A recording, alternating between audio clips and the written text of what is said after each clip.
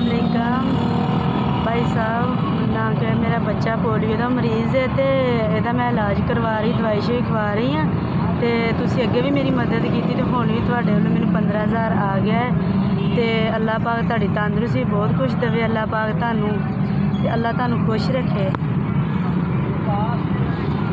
भाई जे तुहाडे पैसे मैनूं आए मैं बच्चे दे नाल लिया पैंपर दलिया सिरीलैक इस तरह नरम गुज़ा खवानी रोटी शोटी नहीं जे खांदा ते अल्लाह पाक तुहानूं तंदुरुस्ती दे अल्लाह खुश रखे।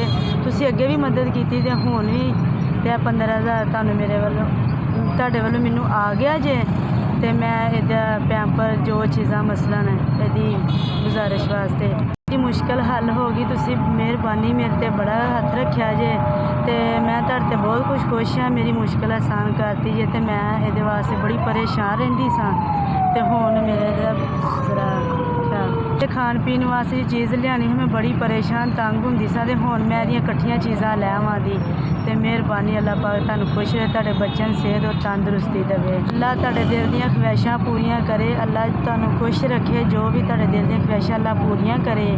अल्लाह पाक जिंदगी और तंदुरुस्ती सुकून देवे।